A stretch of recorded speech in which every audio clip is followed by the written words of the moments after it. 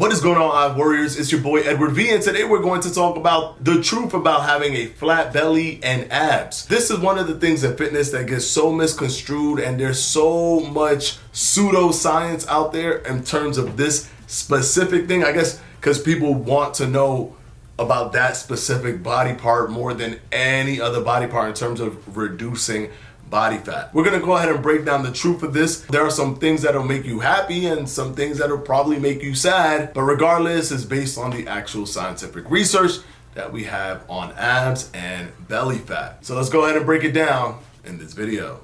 Stay tuned.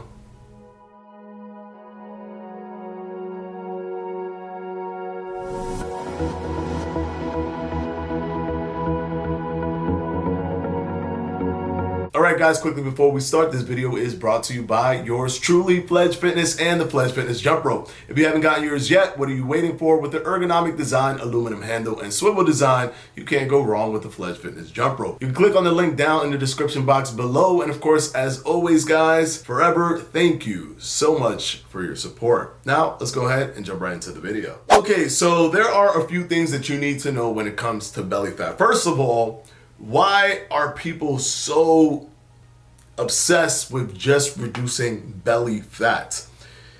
It's very rare that the case is that you only have fat in your belly. Actually, it's not rare, it is impossible.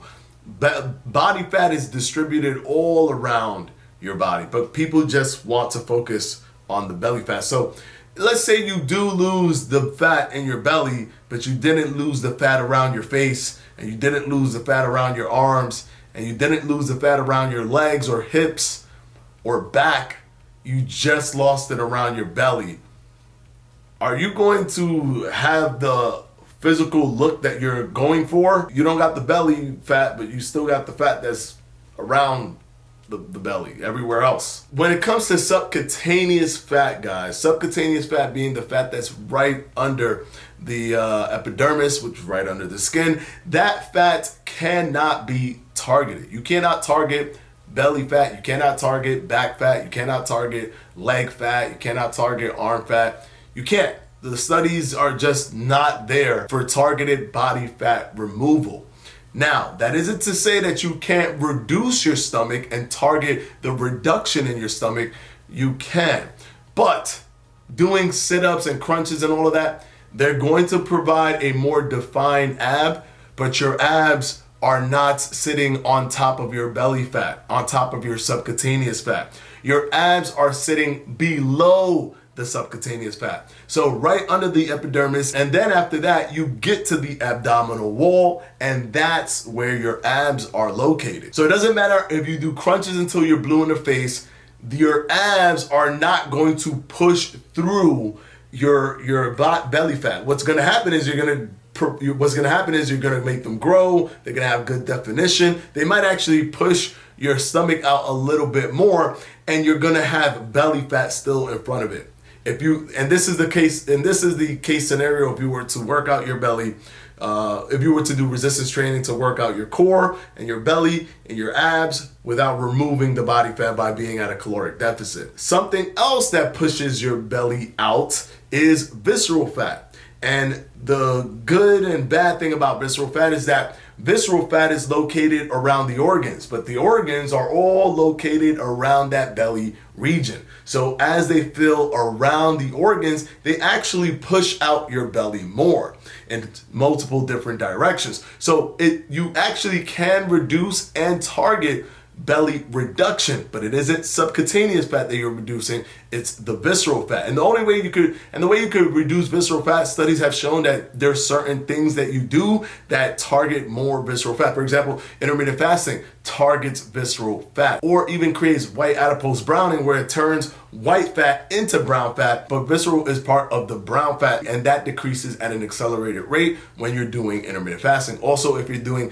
low intensity exercise, the low intensity exercise helps accelerate the brown fat reduction, and the visceral fat, which is brown fat, that also reduces. So you can control all of that, but also just keep in mind there's this other thing you need to know when it comes to belly fat, is that the body, the full body, contains two types of fat cells. It contains the alpha and beta fat cells.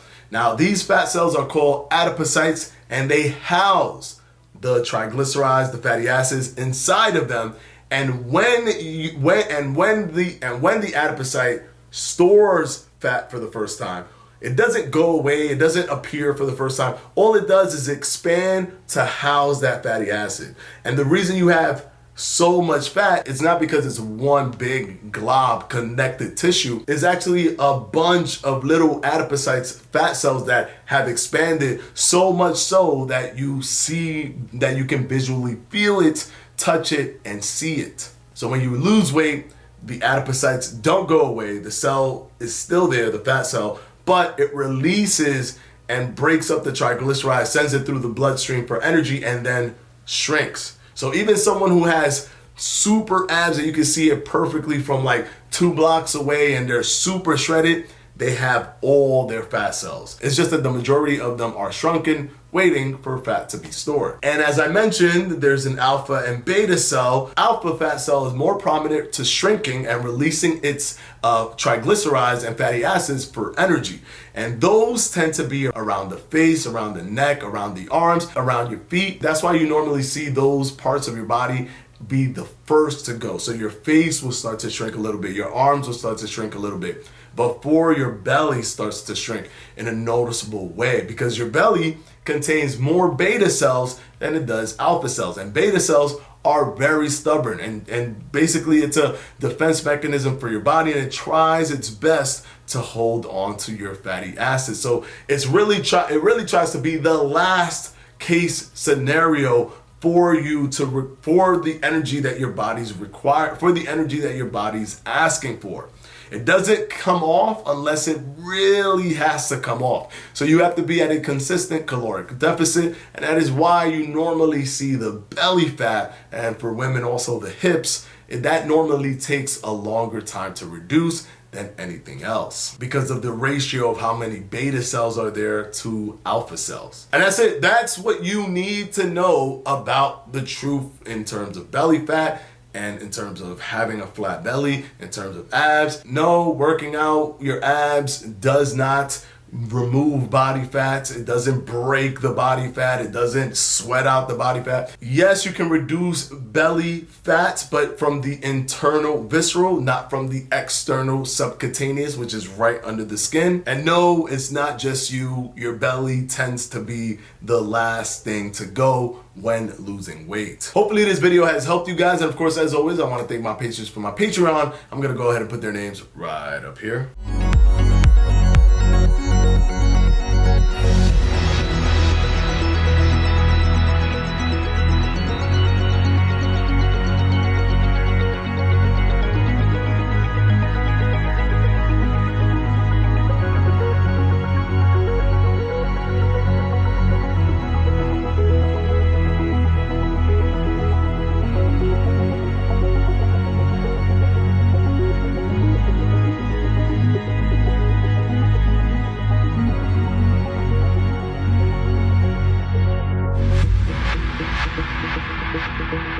And as always, guys, I'll see you on Sunday for another FAQ. Peace!